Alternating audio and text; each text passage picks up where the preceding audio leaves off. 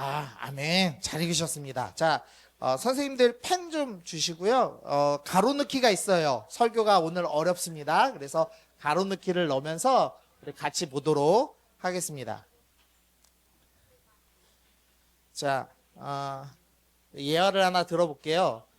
저희 딸이 지금 초등학교 2학년인데, 저희 딸이 일기를 적었습니다. 둥근 애가 떴습니다 하고 일기에 썼다고 생각해봐요.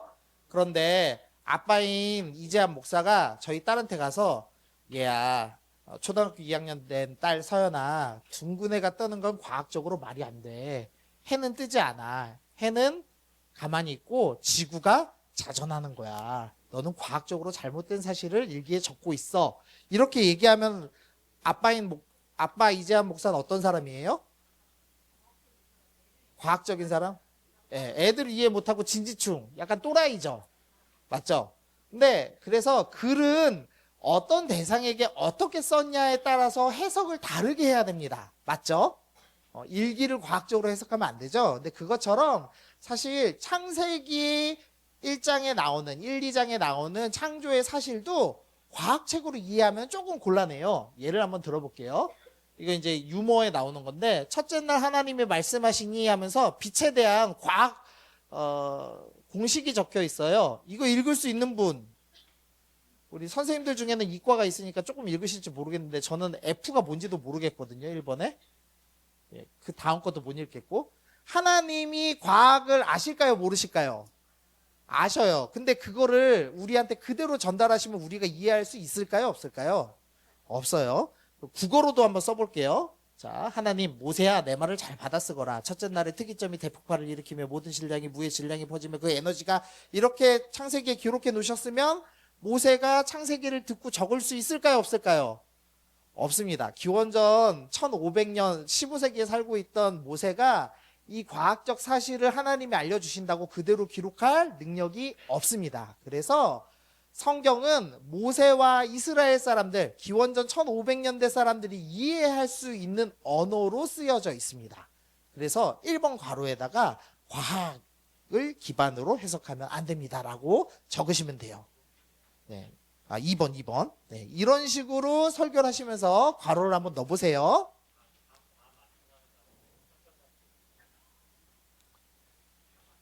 네. 자, 그래서 창세기는 과학책이 아닙니다. 그래서 조금 어려운 말로 하면 여기 지방을 근동이라고 하거든요. 유럽에서 가까운 동쪽이다 해서 근동이라는 표현을 쓰는데 이 사람들이 이해할 수 있는 언어로 기록됐습니다. 그래서 그 사람들이 이해할 수 있는 내용을 가지고 여러분들께 설명을 드릴게요. 네, 오늘 1장 1절을 볼 건데 이 태초에 하나님이 천지를 창조하시니라 라는 이 1장 1절에 대한 일반적인 해석 알려드릴게요. 오늘 어렵습니다. 오늘이 제일 어려워요. 제 설교 중에 1장 1절을 요약으로 해석하는 게 일반적인 해석이에요. 천지를 창조하셨습니다. 전체 하늘과 땅 다 만드셨어요 한 다음에 세부 해석을 밑에다 넣는 거죠. 그러면은 어떻게 되냐면 첫째 날에 그 다음에 빛을 만드신 스토리 나오고, 둘째 날 하늘과 바다, 셋째 날에 땅과 식물 만드신 스토리가 나오잖아요. 그러면은 우리가 이해할 때는 24시간 뒤에 이거 만들고 24시간 뒤에 이거 만들었나? 이렇게 이제 이해하기가 쉽죠. 근데 그게 아니고 틀을 만드신 스토리가 이제 먼저 나오는 거예요. 그 다음에 넷째 날, 다섯째 날, 여섯째 날은 틀에 있는 걸 채우는 스토리가 나옵니다. 첫째 날 빛을 만드셔서 둘째 날은 빛을 내는 해달 별을 만드셨습니다. 그다음 둘째 날에 하늘과 바다 만드셨기 때문에 다섯째 날에 하늘과 바다 안에 들어가는 물고기와 새를 만드셨습니다. 이런 식으로 질서 있게 만들었어 라는 설명을 하시려고 기록한 겁니다 라는 해석이 일반적인 해석이에요. 네, 이건 넘어갈게요. 자, 근데 오늘 제가 드리고 싶은 해석은요, 1장 1절을 첫째 날의 창조의 과정으로 설명하는 해석입니다. 말이 어렵죠? 요약이 아니고 하늘과 땅을 만드셨습니다가, 천지를 만드셨습니다가 첫째 날부터 하신 사역을 설명하는 거다라는 스토리예요. 어렵지만 한번 볼게요. 자, 의문점이 좀 3개 있는데요. 성경에 보면은, 자, 한번 어렵지만 확인해 보죠. 자, 첫째 날입니다. 하나님이 첫째 날에 천지를 창조하셨죠. 그리고 땅이 나와요. 맞죠? 이해하니? 첫째 날 땅이 있죠. 근데 셋째 날에 뭐 만드시냐면 물이 한 곳으로 모이고 묻이 드러나라 하시고 그대로 되니라 하나님이 묻을 뭐라고 부르세요? 땅이라고 부르십니다. 그럼 질문. 첫째 날에 있는 땅하고 셋째 날의 땅은 무슨 차이예요? 아마 한 번도 생각해 보신 적 없을 겁니다. 분명히 첫째 날에 땅이 있다고 설명하는데 셋째 날에 땅을 만드시는 스토리가 나오는 겁니다. 그래서 이거를 창세기 1장 1절을 과정으로 해서 지금부터 이해시켜 드리려고 하는 거예요. 두 번째 의문.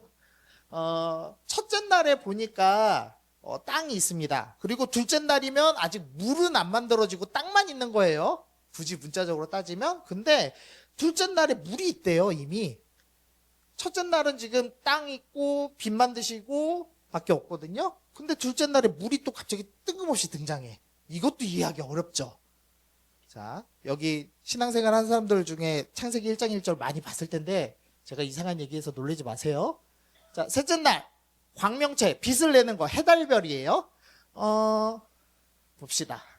넷째 날에 하나님이 하늘의 궁창에 빛을 내는 존재들을 만드셨죠. 그래서 그 빛을 내는 존재들이 땅을 비춥니다. 그러니까 우리가 알고 있는 눈에 보이는 빛, 이거를 이제 어려운 말로 가시광선이라고 합니다. 이 가시광선은 언제부터 비추기 시작한 거죠? 넷째 날부터예요. 그러면 질문, 첫째 날의 빛은 뭐지?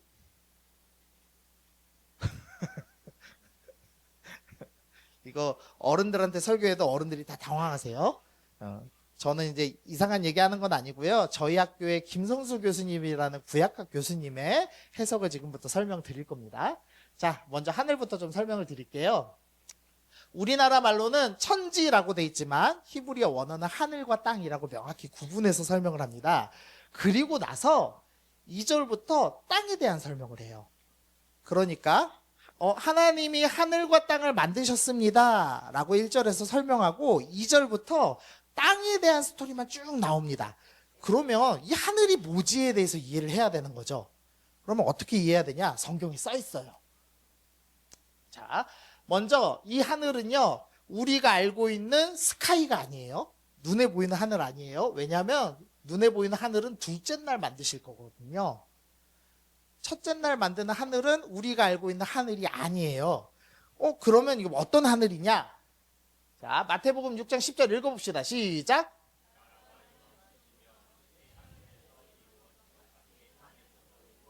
네, 우리가 주기도문 다 외우시잖아요. 맞죠? 주기도문의 하늘, 하나님이 계시는 하늘이 눈에 보이는 하늘인가요? 아닌가요? 아니에요. 하나님이 하늘에 계시다고 하면은 여러분들은 하나님이 우주 공간 어디에 계시다라고 믿는 거예요. 그러니까 하나님이 안드로메다 어디쯤에 계시다라고 믿는 이상한 목사님들이 생각보다 많습니다. 근데 하나님 안드로메다에 계세요? 안 계세요? 거기 안 계시고 어디 계세요? 눈에 보이지 않는 영적인 공간에 계시죠. 그리고 그것을 우리는 하늘이라고 표현하죠. 그래서 영적 세계라고 이해하는 게 맞습니다. 하늘이. 그러면 이 땅은 뭐예요? 영적 세계와 반대되는 땅은 뭐예요? 예, 그렇죠. 육적 물질 세계. 똑똑하다 너희. 물질 세계. 이 땅 아니에요? 하늘과 땅. 이해되죠, 이제? 그렇지. 똑똑하다.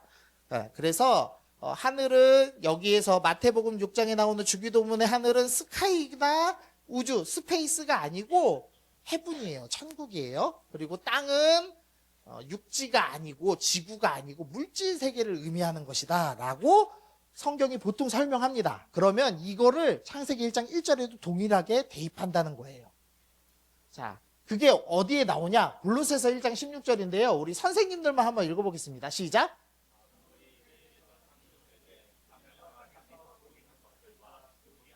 네, 여기까지만 읽겠습니다. 지금 우리 사도 바울 선생님이 해석해 놓으셨습니다. 하나님이 천지 창조하셨지 그 하늘과 땅이 뭔지 아니? 보이는 것들인 땅과 보이지 않는 영적 세계 만드신 거야 라고 이미 설명해 놓으셨어요. 그러니까 제가 지금 이상한 말씀 드리는 거 아니에요. 이해되셨습니까? 자, 여기까지 정리해 봅시다. 자, 태초에 하나님이 천지를 창조하시느라 해서 하늘과 땅을 만드셨습니다 해서 하늘은 뭐라고요? 영적 세계, 땅은 예, 그렇죠. 육적 세계, 물질 세계라고 지금 이해하는 설명입니다.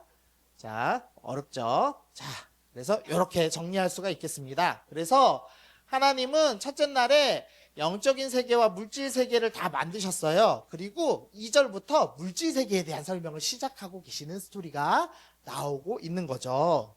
자, 두 번째 땅 한번 살펴볼게요. 자, 그러면 이 2절에 나오는 땅은 도대체 뭔지, 아까 셋째 날에 나오는 땅과 2절에 나오는 땅은 다르다라는 말씀 드렸잖아요. 이거 한번 찾아보죠.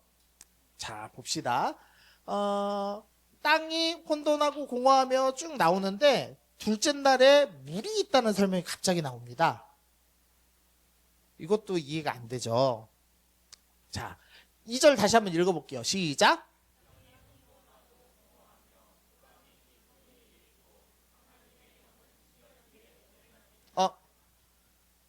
수면이 뭐예요? 주무시는 거 아니고 물 위죠. 그러면은 둘째 날에 이미 뭐가 있는 거예요? 물이 있네. 그래서 둘째 날에 물이 나와요. 그래서 이 땅은요, 우리가 알고 있는 땅의 개념이 아닙니다. 원어로 보면은, 원어 얘기해서 미안해요. 원어에 보면은 이 기품이라는 뜻의 이 태움이 있는데 물결이라는 의미예요. 물컹물컹하다라는 의미예요. 이 땅이 지금 물컹물컹한 상태예요 라고 원래 성경에는 적혀 있어요. 근데 우리가 번역하기가 너무 어려워. 그래서 그냥 땅이라고 번역을 해놓은 거예요. 이해가 되죠? 그래서 이 땅은 뭘까? 아마도 이 물컹물컹한 물질 상태의 첫 물질? 그래서 원물질이라고 부르시는 분들도 있고, 뭐 물질 세계의 원형이라고 부르시는 분들도 있고, 뭐 어려운 설명 많이 해놨는데, 어쨌든 우리가 알고 있는 워터가 아닌 상태에 있는 물질 세계의 첫 출발을 땅이라고 지금 2절에 적어 놓은 거구나. 지금 이렇게 보통은 이해를 합니다. 이거 뭐 어려우니까 일단 넘어갈게요. 자, 요건 일단 넘어가고. 자, 그 다음 빛. 요게 이제 중요합니다. 자, 세 번째 의문이었는데요. 분명히 우리가 알고 있는 눈에 보이는 빛, 가시광선이라고 했죠. 눈에 보이는 빛은 넷째 날 해달 별들이 뿜으면서 나오는 거예요. 그러면 첫째 날의 빛은 뭐지? 이걸 이해하는 게 성경에 되게 중요한 겁니다. 요것 때문에 오늘 이 어려운 본문을 택한 거예요. 자, 이 빛에 대한 건 이미 우리 사도 요한 선생님이 설명을 해 놓으셨어요. 제가 읽어볼게요. 태초에 말씀이 계시니라. 이 말씀이 하나님과 함께 계셨으니 이 말씀은 곧 하나님이시라. 말씀이 육신되어 우리 가운데 거하셨대요. 육신되어 우리 가운데 거하신 분 누구죠? 그렇죠. 예수님입니다. 근데 그 예수님, 그래서 그 예수님은 하나님 아버지의 유일하신 아들이시래요.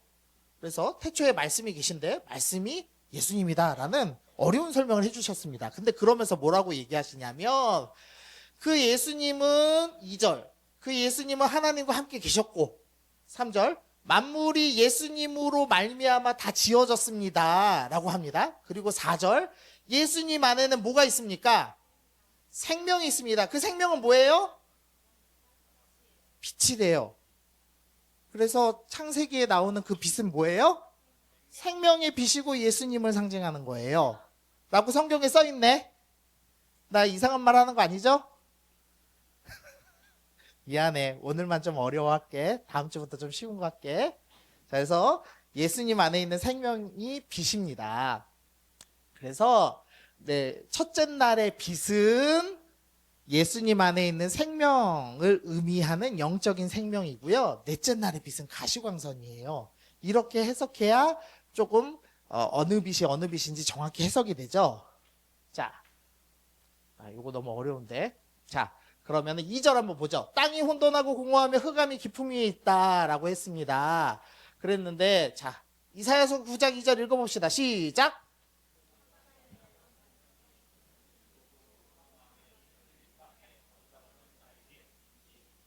네, 성경에는 죄 안에서 살고 있는 사람을 흑암에 행한다라는 표현을 자주 씁니다. 조금 어려운 말로 쓰면 슬피 울며 이갈미 있다. 어둠 속에서 슬피 울며 이갈미 있다. 이런 표현을 많이 써요. 그러니까 하나님 안 믿는 사람은 어디에 있어요? 어둠에 있고 하나님 믿는 사람은 어디 있어요? 빛에 있다고 설명합니다. 요건 이해되죠? 네, 감사합니다. 그래서 어둠에 있던 사람들에게 예수님이 생명의 빛을 비추시는 게 이 성경 전체 스토리예요. 자, 너무 어려운 걸 얘기하니까 우리 중1들이 지금 멘붕이 왔는데 괜찮니? 뭔 말인지는 모르겠지? 몰라도 돼. 중1은 몰라도 돼. 근데 중3은 알죠? 이하나, 넌 알겠지 지금? 알지. 그래. 빛이 뭐라고? 어? 뭐라고? 빛이 뭐라고? 모르면은 저 선생님한테 그렇지. 예수님의 생명의 빛이라고 요한복음에 써 있어. 그것만 외우면 돼요. 빛은 예수님의 생명의 빛입니다. 자, 요거 어려우니까 넘어갈게요. 여러분에게 설명하면은 안 될 것 같아. 확실한 것은 빛이 비추고 나서부터 4절 읽어봅시다. 시작.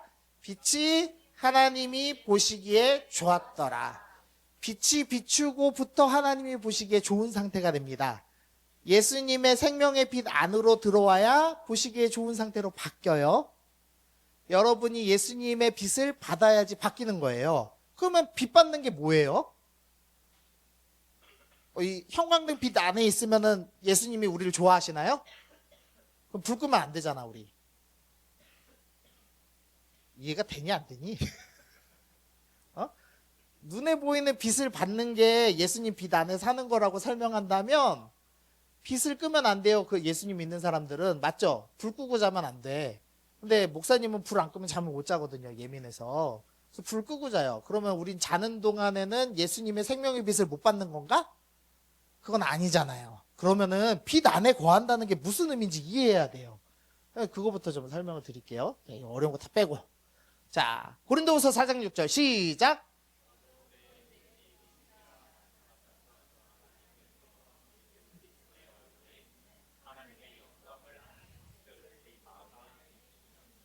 네, 빛에 대한 설명을 차분히 해주셨습니다. 우리 사도 바울 선생님께서 어두운데 빛이라 이게 빛이 있으라 하시는 창세기 말씀 설명하는 거죠. 근데 그 빛이 뭐냐? 하나님의 영광을 아는 빛. 빛 안에 거하는 삶은 뭐냐면 하나님을 아는 거예요. 근데 성경에서 아는 것은요, 지식적으로 아는 걸 설명하는 게 아닙니다. 예를 한번 들어볼게요. 자, 저희 집사람은 유치부 전도사라고 있는 지금 이은정 전도사입니다. 그 키 큰 여자 돌아다니고 있는데 보신 분 있어요? 예, 유난히 키 큰 여자가 있어요. 저한테 키를 속이고 결혼한. 근데 어쨌든 그 여자분이요, 79년생이에요. 생일은 8월 26일이고요. 키는 176이라고 속이지만 178입니다. 자, 이 사실을 안다고 여러분이 저보다 이은정 전도사님을 더 많이 아는 건가요? 사실을 아는 게 아니죠. 맞죠? 제가 결혼해서 살아보니까 그 여자의 단점이 있잖아요. 그런 거 제가 다 알거든요. 지식적으로 안다고 아는 게 아니고 경험에서 아는 걸 안다고 표현해요. 맞죠? 하나님을 안다라는 표현을 할 때는 항상 경험에서 아는 겁니다. 예를 들면은 우리 민준이가 하나님을 아니 모르니? 알아? 뭘로 아는데? 한번 얘기해봐. 안 돼. 얘기해봐. 시작. 엄마가 보고 있어. 한 가지만 얘기해봐. 뭐라 아는 게 하나도 있을 거 아니야. 하나님에 대해서. 예수님의 아버지? 그렇지. 예수님의 아버지입니다. 정답. 박수. 친구야, 내 이름을 몰라. 이름 뭐야? 김다연. 김다연. 다현아, 또 하나님에 대해서 아니? 몰라. 몰라? 그래? 다음 친구. 하나님에 대해서 아는 거. 창조주이시다. 그렇지. 창조주이십니다. 박수. 자, 1학년한테 가봐야지. 저기 이한이 동생이 있었는데. 이한이 동생 이담 씨. 이담 씨 하나님 알아요? 네. 아는 거 한 가지. 네? 하나님에 대해서 아는 거 있으면 하나만 얘기해봐. 물론인데요. 아까는 안 됐잖아요. 존재는 아는데. 몰라요. 그렇지. 지금 되게 철학적인 대답을 했어요. 지식적으로는 아는데 존재적으로 잘 모르겠대. 경험해서 알지 못한대. 지금 이 설명한 거예요. 너 똑똑하다, 야. 지금, 역시 그래. 형아가 가르쳐 준 거지, 이거? 지금 딱 이 얘기한 겁니다. 지식적으로 아는 것을 안다고 얘기하는 게 아니고, 경험에서 아는 걸 안다고 얘기하는 거예요. 그래서 여러분이 예수님 안에 생명의 빛을 받았다, 여러분이 구원받았다라고 얘기하려면은요, 반드시 하나님과 어떤 경험이 있어야 합니다. 하나님하고 여러분은 어떤 추억을 쌓고 계세요? 하나님하고 뭐 같이 한 일 있어요? 하나님이 보통 말씀을 빛이라고 하시거든요. 그래서 말씀을 실천하면서 하나님과 함께 걸어본 적 있어요? 그걸 이제 동행한다라는 어려운 표현을 쓰는데, 그래 본 적 있어요? 없어요? 없어요? 아무도 없어? 그러면 여러분 하나님 모르는 건데.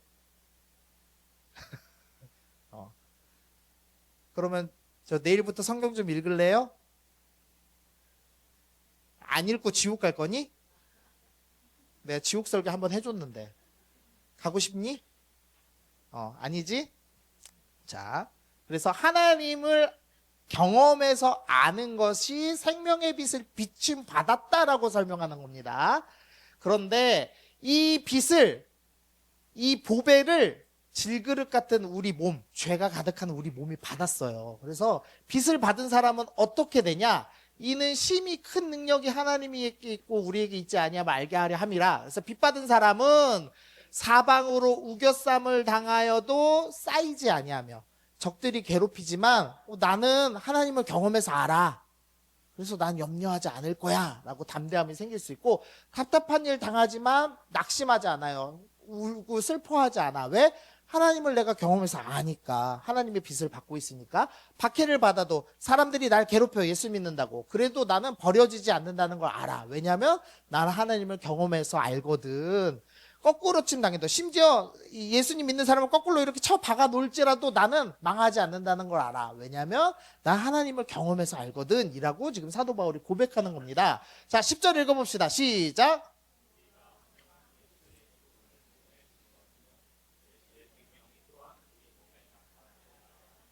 네, 예수님을 경험하여 아는 사람, 생명의 빛이 비춰진 사람은요, 낙심하지 않고 우겨쌈 당하지 않고 거꾸로 당해도 망하지 않죠. 그러면서 예수님의 이제 생명의 빛을 나도 이제 몸에다가 비춰서 나타내는 삶을 사는 사람으로 바뀔 거예요 라는 어려운 설명을 하고 있는 겁니다.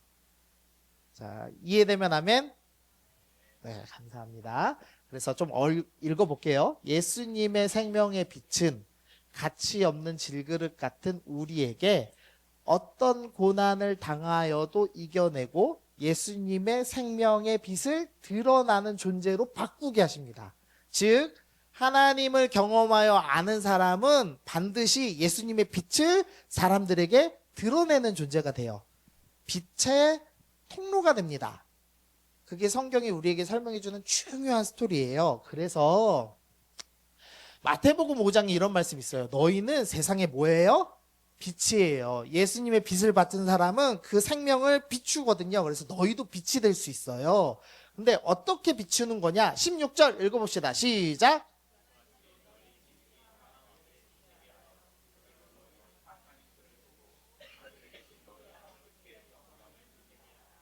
그래서 예수님을 아는 사람, 하나님을 경험해서 아는 사람은 어떤 삶을 사는 거냐? 착한 행실을 통해서 하나님을 드러내는 사람의 바로 빛을 받은 사람이요, 빛을 비추는 사람이다라고 성경은 설명합니다. 그래서 예수님을 진짜 잘 믿는 사람은요, 숨기려고 해도 숨겨지지 않아요. 착한 행실을 드러내게 돼 있어. 착한 행실은 여러 가지가 있죠. 예수님 잘 믿는다고 하는데 예배에 맨날 지각해. 예수님 잘 믿는 걸까, 안 믿는 걸까요? 안 믿는 겁니다. 제가 이 예수전도단 대학사역에서 훈련 여러 명 시켜봤거든요. 지각하면서 예수님 잘 믿는 사람 본 적이 거의 없어요. 예배를 똑바로 안 드리는데 예수님 잘 믿는 겁니다. 그런 거 없어요. 예수님을 잘 믿는데 연약한 사람을 도와주지 않는다? 그런 사람은 없어요. 예배당 왔다 갔다 한다고 여러분 예수님 믿는 거 아니라고 말씀드렸잖아요. 여러분의 삶이 바뀌지 않았다면 여러분은 빛을 비추지 않는 사람이고, 빛을 비추지 않는 사람은 빛을 받지 못한 사람입니다 라고 성경은 계속 설명할 겁니다. 그래서 여러분한테 저도 계속 얘기할 거예요. 똑바로 사는지 안 사는지, 삶을 통해서 여러분들이 빛을 비추고 있는지 안 비추고 있는지 다 드러납니다. 예수님 믿는지 안 믿는지. 그러니까 여러분이 예수님을 믿는다면 여러분의 삶이 바뀌어야 돼요. 아멘? 네. 그래서 저는 이런 그림을 상상해요. 우리가 하나의 빛이 되는 거죠. 우린 예수님처럼 거대한 빛은 아니지만 이 활주로에 있는 작은 빛이 돼서 우리의 삶을 삽니다.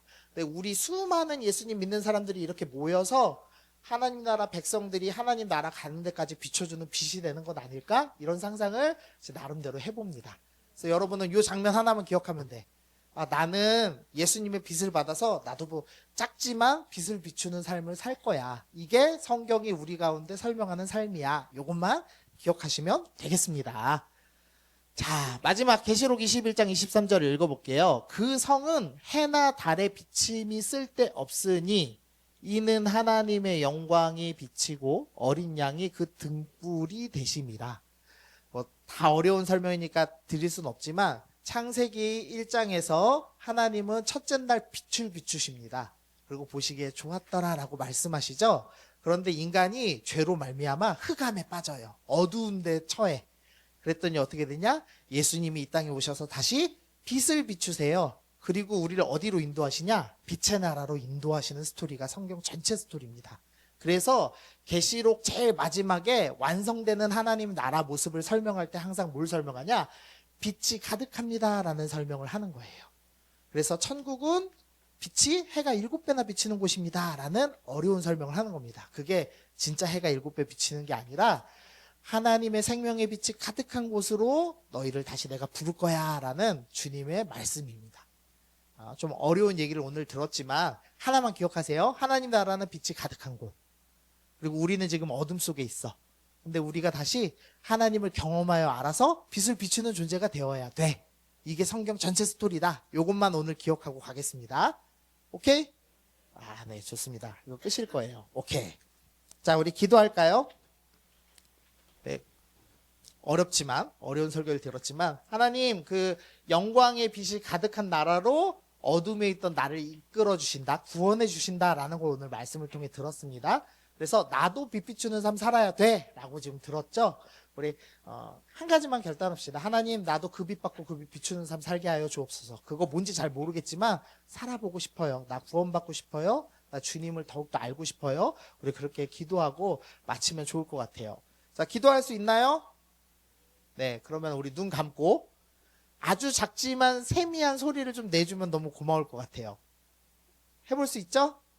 네, 기도 안 하면 제가 이담이한테 마이크를 줄 거예요. 이담이가 기도할 수 있도록.